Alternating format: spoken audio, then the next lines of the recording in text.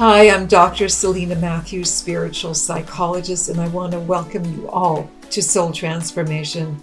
My guest today is the legendary Celebrities and Billionaires matchmaker and author, Gina Hendrix. Our topic today is relationships with high net worth men. This is going to be an illuminating and thought-provoking discussion, so stay tuned, because I know you will be intrigued. Gina, I am so excited to have you on the show. I love the work that you do. I often see you on TikTok and all these other podcasts. So I am so excited to talk to you today about your work with billionaires and celebrities and all of that. So thank you. Thank you. I'm going to start with a question very quickly. What are some of the qualities that high net worth men want to see in a woman that they would like to marry? That is a great question right off the bat. And I appreciate you having me here. I love you. You're the best. And I'm honored to be here. So I would say, certainly the men that I represent and work with, they don't need help with dating, and they meet a lot of ladies. So my job in the tall order is to find a woman who's more exceptional than what they meet on their own. So definitely they want a woman who is bright, who has her own opinions, her own life, who is certainly evolved, and and of course the physical. They want somebody beautiful and in shape, but they really want somebody who really has their life together. And they also love women who are high achievers. That's interesting. I never would have thought that they would want a high achieving woman. Oh yeah. I've had several say to me, Gina, what makes her exceptional? Gina, what is the big achievement that she's accomplished? Yeah, no, I've heard that quite a few times. Wow, nice to know. Now, can you tell me, are the requirements of high net worth men different than the regular guy? Do they want the same thing, or do they want different things? I think physically they all want the same thing.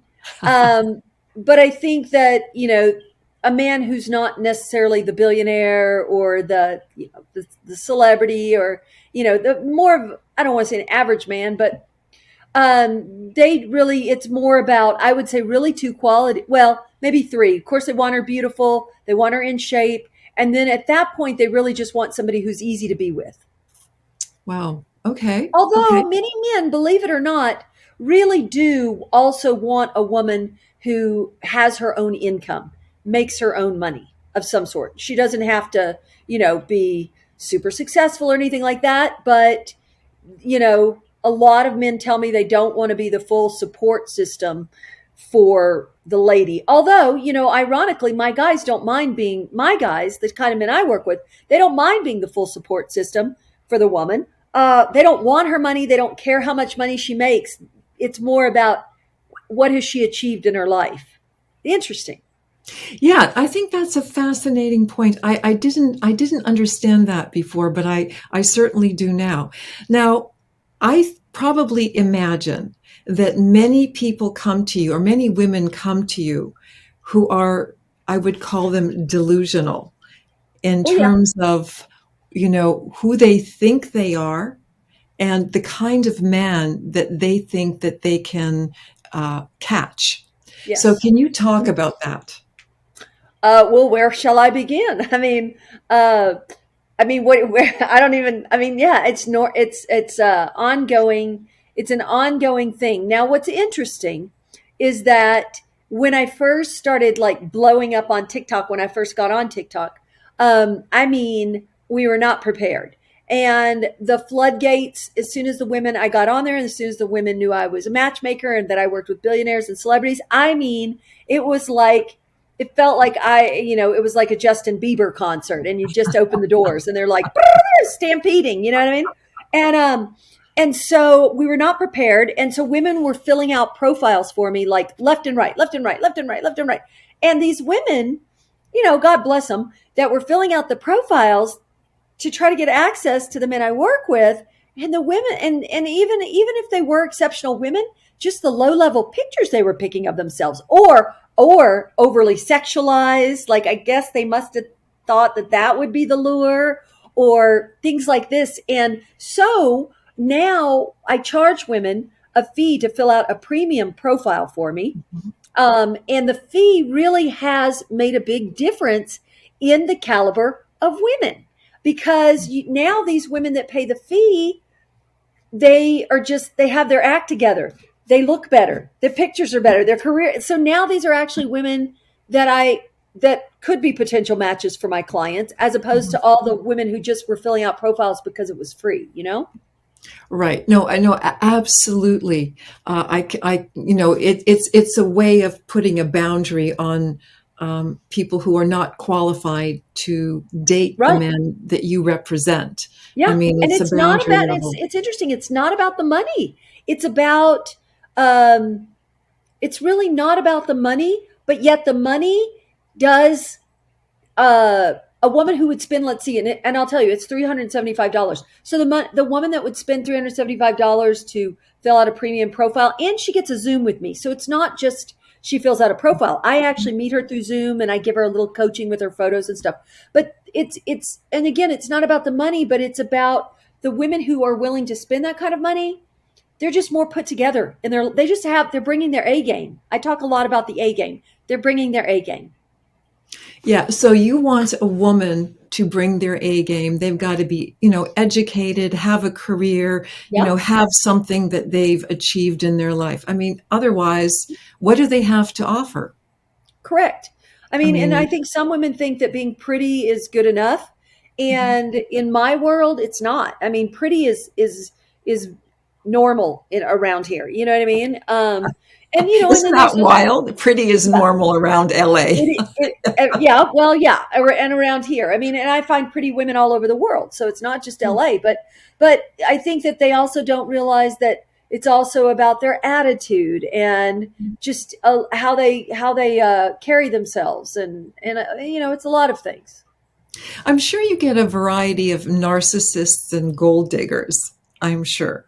Oh I yes, am I sure mean, that are just going to be driving you crazy to get a guy and catch them and lure them in whatever way that they can. Do you yeah. have an interesting story that you care to share about one of these? Well, I mean, listen, the women always say, like, I've told a few women that stories where, like, I'll say, oh, yeah, and I set this woman up with my client and they got married and she didn't even invite me to the wedding and I haven't heard from him since. And the girl will be like, oh, I would never do that to you, Gina. And then sure enough, I set her up with somebody phenomenal and they're traveling the world by private plane and never hear from her, nothing. Wow. So, I've just gotten used to that. And, I know people want to think it's like all hearts and rainbows, and I love what I do. But it's a business. And so the way for me, this might sound so unromantic, but the way for me that I don't get my feelings hurt when they don't, remember me at Christmas or invite me to the wedding, because it's weird. There's still a little bit of a stigma where people, I don't know, for whatever reason, don't want to tell people sometimes they met through a matchmaker, which is, I think that times are really changing on that a lot, but I really believe it's changing. But anyway, I put a success bonus in my contract. So if I get the guy, the woman of his dreams, and they get married or they move in together, whichever comes first, I get 2 times the fee. So whatever fee he pays, I get double that when we hit that milestone. And so it just helps so that, I, when they want to forget about me, the money helps. Yeah, no, of course, but it's also not nice on their part. I know It's not it's not. nice. Yeah, You have to, listen, you have to have a very thick skin in this business. You have yeah. to. You cannot do well. I remember a matchmaker years ago, and I really liked her as a person, and I don't like many matchmakers for a number of reasons. But you're like, why did I even have this woman on my show today? She's just telling me way too much. No. So but I knew this matchmaker years ago, and it was interesting how she would talk kind of badly about the women. It was almost like she felt like she was competing with the women. She was judging the women. And so I don't do any of that. I mean, I'm a gatekeeper and a screener, certainly for my guys. I look out for them. But I'm also not judging. I'm not judging anybody because everybody has their tastes.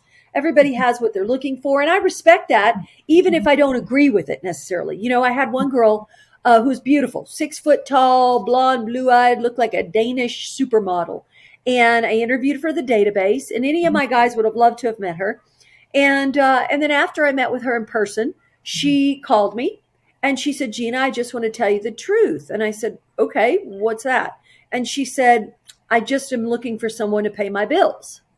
And, first thing I do is I thank people for their honesty because I'm always grateful for when people are willing to be honest with me.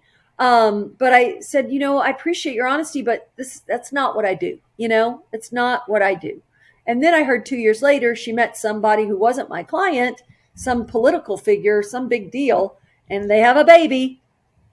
So there you go. She got her money. So she's getting her bills paid, yeah, for sure. She's getting her bills paid. It's interesting. And that brings me to my next question. Is it easier to place transactional women versus authentic women? I mean, clearly she was transactional. She wanted. Yes, I understand. Yes, I understood what you meant. But it's interesting because I would imagine if I were in that business, transactional situations would be so much easier, right? Because the women don't care what the guy looks like. They don't care about those things. And so it makes my job harder that I'm in the world of non-transactional arrangements. Do you know what I mean? Because the women who are non-transactional are so picky. They don't care that the guy is wealthy. They don't care who, they want somebody they're still attracted to, and which is awesome because this is how I know they're authentic. When they're picky, it tells me they're not just in it for the money. You know what I mean? For sure. This is so fascinating. I'm learning a lot from you today, and I thank you so much. Now, many of these, high net worth men, many of them have a media presence. Many of them have personality disorders. How do you deal with them? I try my best to not even work with those kind of guys. I mean, in the past, and this is the 15-year anniversary of my business. So I'm smarter now, 15 years in, than I was on day one or even year 5. And so certainly in the beginning, I probably missed some stuff and got stuck with a few assholes. I don't know if you can say that on your show, but yeah, you can. Okay. But now I read people really, really well. And so in the beginning, in just a few conversations, so men are very used to, especially when they reach out to matchmakers, they're very used to thinking that they are in the driver's seat and that they are trying to decide if they want to hire the matchmaker, because most matchmakers just want business from anybody. You know what I mean? It's part of the reason I don't like them very much. But me I'm very different. They don't realize I'm judging them. I'm testing them. And because it scares the hell out of me to even think for a minute of working with a guy that I'm not going to like, that women aren't going to like, and so that's my biggest fear, actually. So I'm very afraid of that, and I'm very leery about the guys, and I put them through a series of paces. So, I know what questions to ask. I know how they answer things. I can tell, I can read people, and then I show them profiles of my ladies, and we get feedback, and there's a ton of back and forth before they ever become a client. And, and there was a case of this one man hired me, and most of my guys come through referrals. So somebody's vouching for them, although people know them from one perspective. They don't know them from this perspective. So this girl knew this man through her social circles, but she didn't. Once, this is a different world. So when a man enters this world, he lets his hair down. He tells me things. He shares parts of himself, sides of himself that he doesn't show anybody else. You know what I mean? Right. And Right. so this one guy, he signed up and he seemed nice enough. But my God, as soon as he paid me the money, and he was extremely wealthy. I don't know, he was not quite billionaire level, but very close. But as soon as he became a client, the first 3 days, it was like, oop, he was up around my neck. And he couldn't relax. He wouldn't let me do my job. Then he started getting weirder. I want her hair to be this length. But here was the biggest thing he said to me that freaked me out. He said, Gina, I want a woman, are you ready for this? I want a woman who's needy, he said. And I was like Oh that's my literally God. the opposite of the request I normally get. Wow. He said, I want somebody who's codependent and needy, he said. Wow. And I just started having a meltdown thinking, oh my God, I can't go through a year, because my contracts are usually a year. I can't go through a year with this like Looney Tunes, tied around my ankle here, or tied around my neck, really. And so anyway, so I went to the bank and I said, I need you guys to figure out how to wire this person their money back. And I had told him, I want to give you your money back. He didn't want me to give it back. So I went to the bank. The bank didn't even know how to do a reverse wire. They've never had anybody give somebody and a large amount of money. But I gave him his money back as fast as I possibly could. As fast. Yeah. And then I actually referred him to a therapist. So I should have referred him to you. I don't know why we hadn't talked in a while, so I probably forgot. And now I've seen on Instagram, he actually has this ridiculously gorgeous girlfriend, and she doesn't look crazy, but who knows what goes on behind the scenes with people, you know? Yeah, what I mean? that's exactly right. So you screen the men, you screen the women, and Hope for the best. and hope for the best. Exactly, because Yep. we don't know. You just don't know. No, you really don't. Until you get two None people of us together. know anything in life. No. I'll tell you, we don't know. And here's what's interesting. I'll tell you something very interesting that I've discovered. I'm just constantly, even if I've been doing this a long time, I'm still a student of everything. I love it. I signed 2 men at the same time in October. Okay.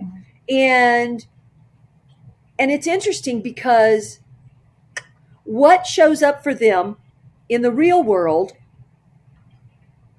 in terms of the women, the reactions from women, the way the story unfolds with the women, there's no difference in this world. Like I'm not magic. I can't change the way their story is written in that way. All I can do is pre-qualify more appropriate women. So I can fast track. In a way, I'm fast tracking whatever real results they normally get. So if they do well with women, they're going to be doing well with amazing women. If they don't do well with women, they're still not going to do well with women. You know what I mean? In my world. And so what's interesting is one guy, he has a pattern, and there was absolutely no way to predict, I don't think, before working with him. But he's a good guy and I like him. But he has a thing. And his thing is he gets together with women lightning fast. And then he's in an instant relationship, and then it all plays out in a very short amount of time. Do you know what I mean? Right. And that's a pattern. And I said to him, I don't even know if I set you up with a woman that wouldn't go at that pace. I have a feeling you wouldn't even be attracted to her. And he said, you're probably right. I probably wouldn't, so therefore I can't change the way things roll out with him. The other guy, a lot of times he has to build a friendship before it becomes something. But the problem is, in this world, women aren't saying, Gina, set me up for friendship.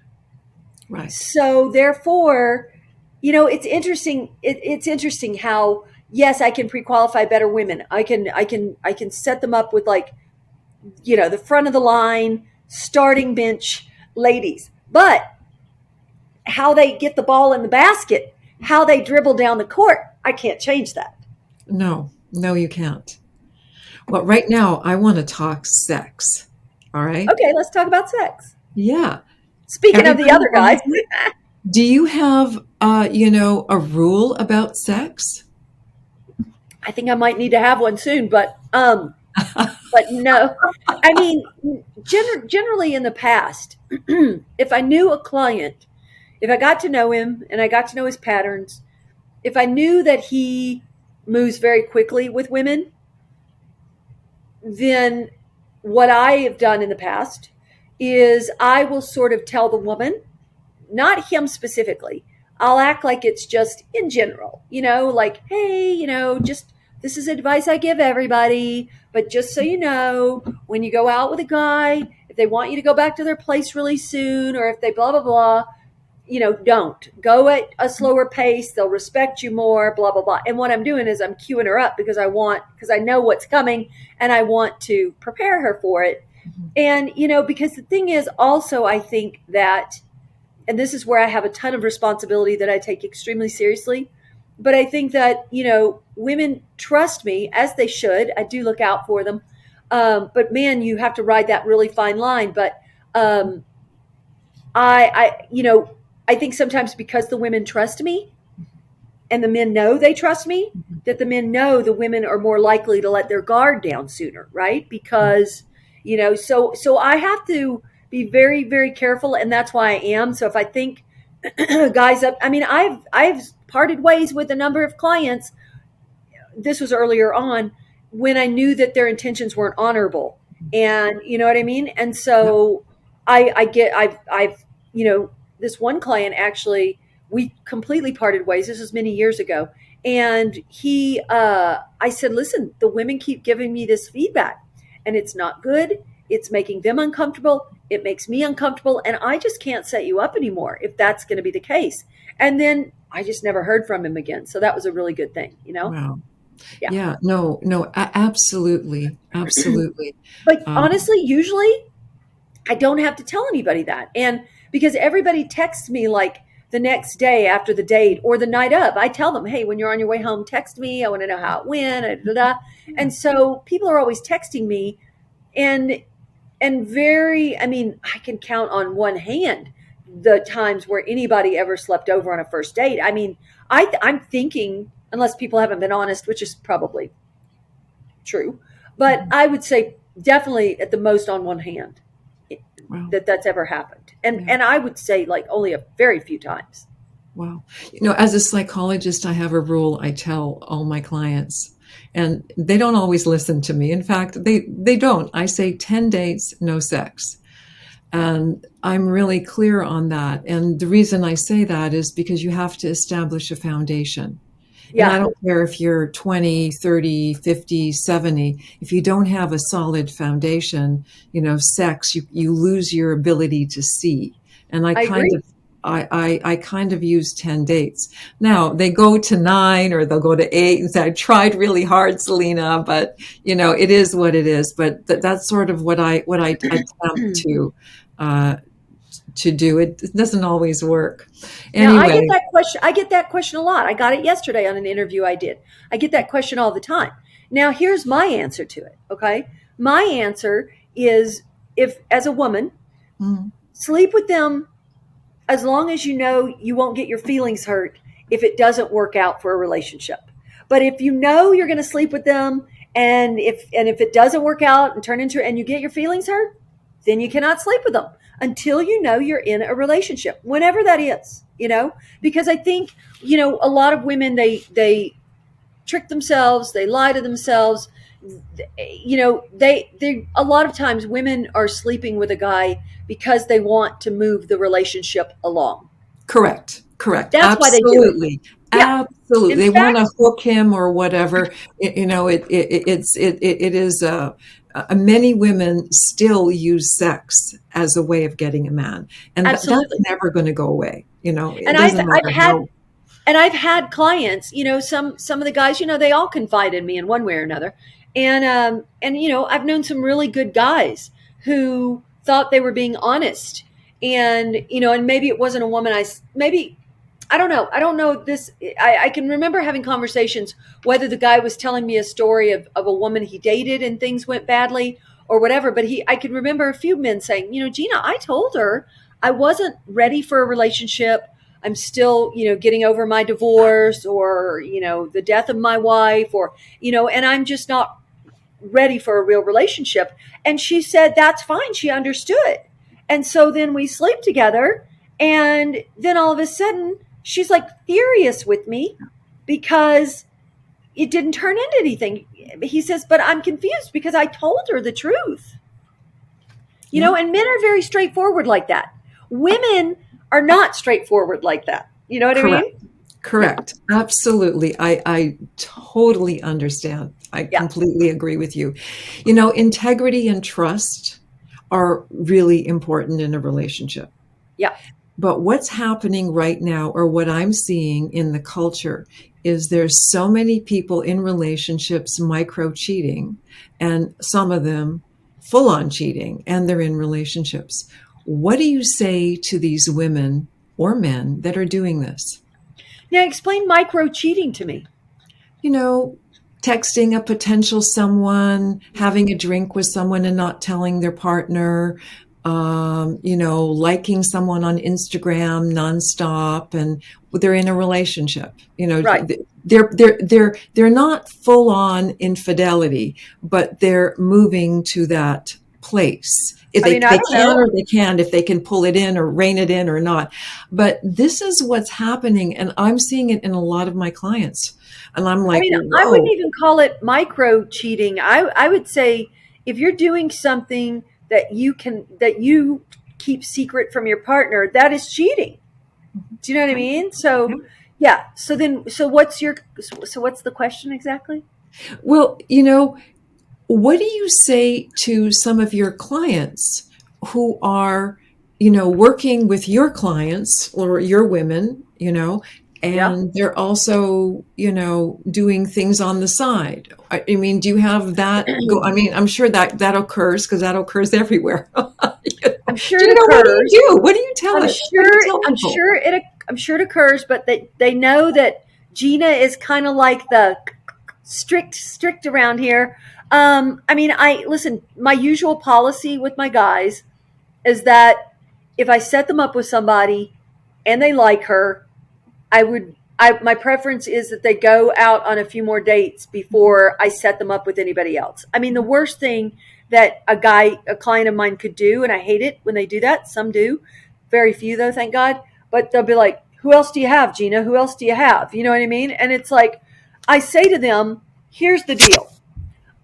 The beauty of what I do is the fact that nobody has to mislead anybody.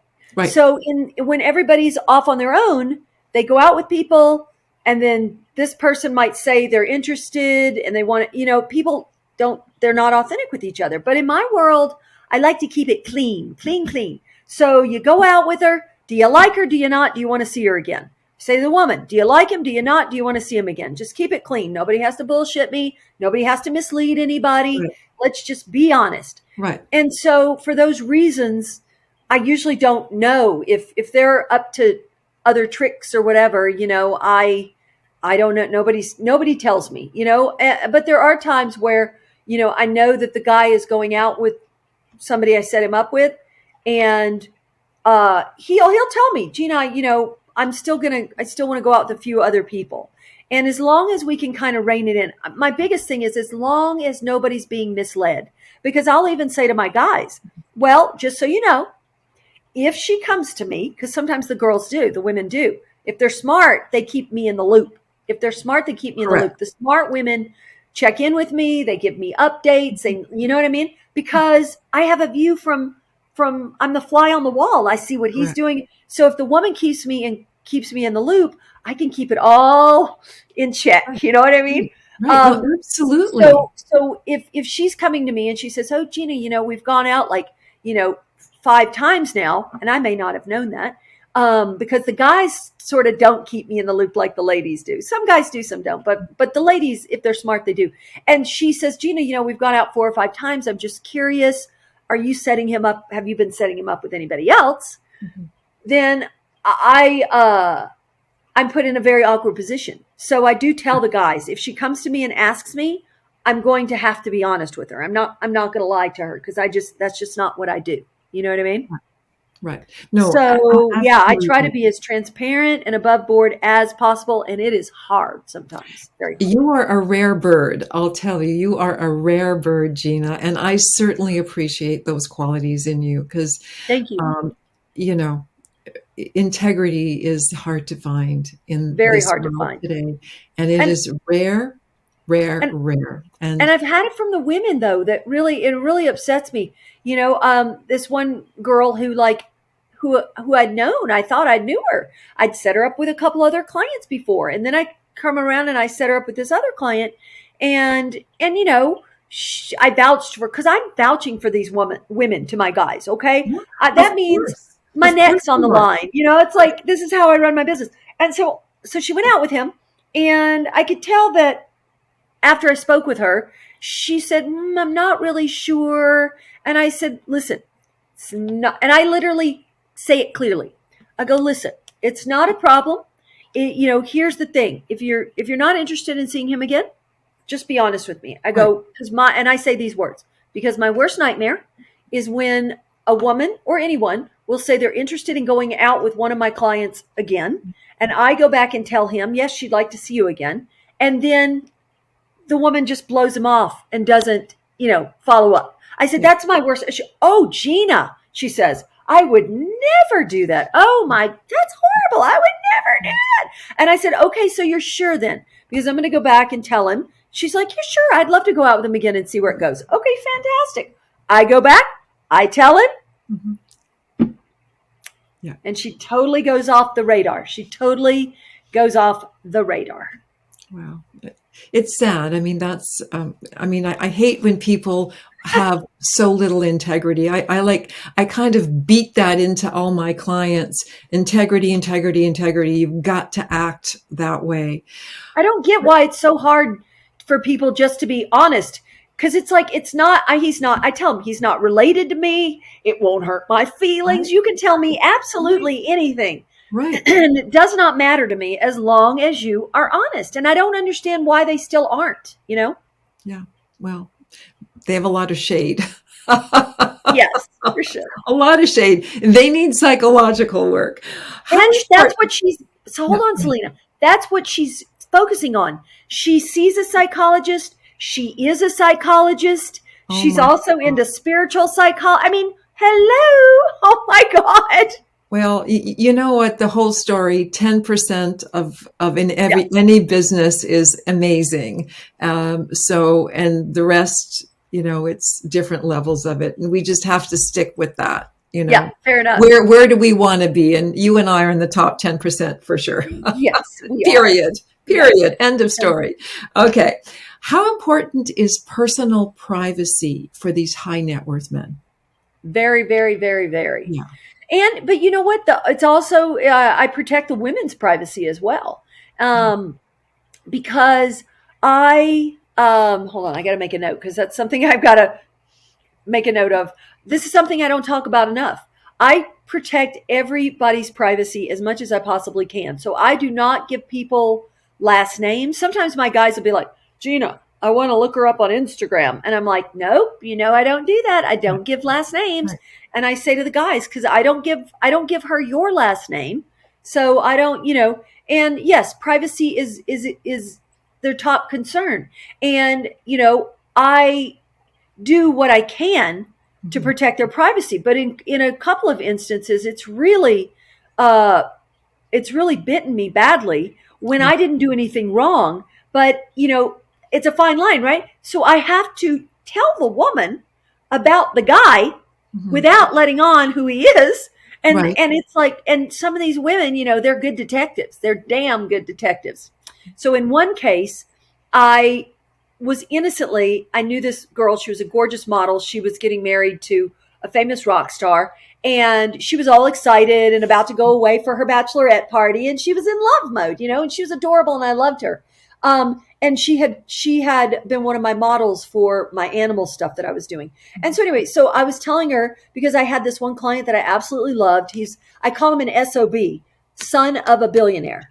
And so anyway, he was a son of a billionaire, and I really liked him. He was tall, he was great. I thought he was phenomenal in every way. So I was excited about him, okay? And he was like the perfect fit for like her girl group, right? So I said, "Hey, listen." And I told her who he was because I knew her. I didn't think anything about it, right? Well, she goes on her bachelorette party and she's not thinking anything about it. And she's telling her girlfriends how I'm representing this great guy and his name is Michael, whatever. Anyway, and all this stuff. And then one thing leads to another. The girls knew who he was. And one of the girls went back and told him. And then he comes back to me and he's screaming at me and he's furious. And he says, because see, he didn't fully understand how it rolled out, right? He didn't understand it was innocent how I told this girl and it was innocent. He didn't understand. He in his mind, I blew his confidentiality and I, whatever. And so he was furious and that ended our relationship. And then in another case, I did not tell this particular girl. This other guy was he's a very, very famous, high profile entertainment attorney. And super good looking. He's great in every way. Loved him too. And so ended up, he didn't tell me, but I knew because he stopped talking to me, but they're already my client. It's not like they say, Gina, give me my money back or anything like that. It's like, but I still am excited to work with them and want to do the job for them. Anyway, so in this case, I told this girl, didn't tell him. I said, he's a good looking attorney, blah, blah, blah, blah, blah. That's all I said. Well, she goes to a party and she starts telling everybody there, oh, Gina, this matchmaker's setting me up with this attorney. And she gives enough hints because I'd given her hints that they put it together. It got back to him and again. So, man, it's like I'm sweating bullets all the time because on the one hand, I have to do my job. I have to pitch my client. Right. But it's like, it's nerve wracking. It's nerve wracking. No, for sure. Because you're dealing with a lot of personalities and I'm dealing with a lot. Yeah. And then I also, I have to show people's photos. So I was signing this one guy, this client, and he didn't become a client. And I'm glad because it turned out he was not a good guy. And, but I'm showing him pictures of prospective matches. You know what I mean? Right. Because I also want to know, do I have women that you're going to like? If you don't like my ladies, we're going to have a problem because my ladies are amazing. And so anyway, he ended up knowing one of the women. He didn't tell me that. He goes back and he tells her, and he makes it sound like I was like showing her pictures. Like he made it sound very, salacious, you know what I mean? Like, yes, and not in keeping, and that girl ended up turning out to be cuckoo anyway. And I mean, she still haunts me to this day. She'll periodically send me like terrible emails, just terrible. And I did nothing wrong. I know. It's called a personality disorder, darling. Holy moly. Yeah. This is a hard business. Now that we've talked, I think it's time for me to get out of this business now. No, Gina, we need you to be in it. You're amazing at it. Thank you. How many women are interested in doing psychological work? And how many men are interested in doing psychological work? Because clearly their marriages might not have worked. Do they really want to look at their interior world in any way? It's interesting. We don't really talk about that so much, although you're triggering a lot of good things that I should talk to people about. But the one thing that I do notice that's interesting is that, when people go on their dates, I get feedback from both sides, right? So the woman gives me feedback about my guys and the guys give me feedback about the ladies and everybody knows that's happening. And so my guys always want the feedback. What did she say about me? They want the feedback. Yeah. The women almost never ask. Really? Yeah. And you would think they'd be interested in the feedback about themselves. Yeah, but I would want to know what the feedback is. I mean, for sure. Of course. Yeah. And I don't give them the men I give my feedback because they're my guys, they're my clients. Right. But the women I don't volunteer feedback unless the women have asked me, Wow. And they're missing a ton of valuable feedback. Well, yeah, because how else can you grow without feedback? But what does that tell us? You do for a living. You know your work and you know how to work it. Because you're actually growing people. You and I both grow people in slightly different ways, but you are growing them to, and so their feedback is vitally important for them to move in a different direction if they need to. But when the women do not ask for the feedback, that tells me a lot about that woman. Yeah. Do you know what I mean? Yeah. Because to your point, she's not interested in growth. She's not into personal development, taking a look at herself. What is she doing wrong?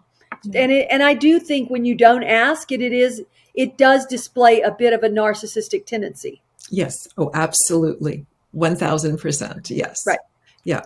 Now, you have matched many people. What is Yes. your favorite love story that you want to share? Hmm. Let me think about this. There's so many. So many. I mean, there's there's a couple that come to mind at the top. I mean, one is this girl who was in my database for a long time, and I really always liked her so much, and I set her up really with every client that I thought she could be a potential match for. And then Right. there would be long lags where we wouldn't talk for a while, which, all of that's it's typical. I think women join the database and they think things need to happen instantaneously, but I have no control over timing. So anyway, so it was really, really great when along came this one guy, and he was really fantastic in every way. And of course, she was the first person I thought of for him. And so she was the first person I even set him up with. And boom, they moved in together. I don't know that they're going to ever get married because they're both a little older, and, it wasn't the goal necessarily. But yeah, no, after, me trying to match her, finally, I found that guy, and I loved her. So it's really, really great to see them together. So that's great. And then another woman, she was in early 40s, and she had been with her boyfriend for a long time, and they had tried to have children, and she didn't think she could have kids. And then she gets together with my client, and they get married, and they have now a beautiful family. So Wow, that's yeah, that's beautiful. yeah. Now, I want to ask you a really important question. All right. What inspired you to become a matchmaker? So it's a little bit of a long story, but I'll try to keep it brief. So I always tell everybody the whole story. So I've had 3 careers. I was a flight attendant for Delta Airlines for 9 years. And then I followed my passion because I always loved fashion and styling. And so I became a Hollywood fashion stylist and did that for 10 years. Wow. But and I loved styling, and I dressed celebrities for events and commercials and all these sorts of things. It was really fun. But there was a lot of ups and downs. There'd be times where a lot of time would go by before you get your next gig. And so in the lulls, I discovered in the early 2000s, I discovered online dating. My neighbor said, Gina, oh my God, you got to check out this thing. It's called Match.com. And then there was also Matchmaker.com. Mm-hmm. And as soon as I checked it out, I was like, this is a phenomenal way to meet people outside your social circle. And I love the idea of it, but I didn't think it was very cool. And I thought, God, that it could be so much cooler. So back in the early 2000s, I wanted to start my own online dating site. And I went down that rabbit hole in between the lulls of styling. And I tried for 7 years to start my own online dating site, but I kept letting fear shut me down because I didn't know the first thing about tech. I mean, there's so many moving pieces. And so finally, this man that was my mentor and my friend, he'd seen the whole thing. And he said, Gina, why don't you think about being a traditional matchmaker? And the thing is, I'd always been a great connector. I've always connected people with pets, people with jobs, people with everything, people with people. I'd gotten friends together before. I just love connecting. And he says, and you're great with people. Why don't you think about being a traditional matchmaker? And I was like, it was a little smaller than I had in mind, but I don't know. It resonated with me. I think it was the right time. He gave me a book on matchmaking, and I read it, and I never looked back. And I just went all in, and that was it. I'm just getting shivers because mentors are just, I mean, I can't speak enough about mentors and how they have changed my life. They've changed your life clearly. Yes. But mentors are so important. And look at that. He pulled it together for you. Yep. And Yep. set you on a lane, and look at, you've become this legendary matchmaker. I am so excited to hear that because I'm a real proponent and love mentoring in such a great way. And you mentor your girls. For as sure. much as I possibly can. Yeah, Yes. no, for sure. I mean, of course you Yeah. do. You help them to grow, and I think that's really important. Now, My housekeeper says I'm mentoring her. I'm like, okay, that's awesome. I love it. Now, you have two things, a book that you're thinking about and working on. It would be my third book because I have two books I've written already, and I have a memoir that that's like my big goal. Like you talk about a big goal. That's my memoir is a big goal because I want to talk about all the bad dating decisions I made in the 90s. Like the most unlikely matchmaker is like, and I think it's an inspiring story of how, you can make a lot of bad choices and then still turn around and build this great career where, and so it came full circle. So yeah, the memoir is big and I still a big goal I have. Yes. And then you were going to say something else. Yes. Tell me about the Love Project. I want to hear all about that. So yes. So this year, 2023 is the 15-year anniversary of my matchmaking business.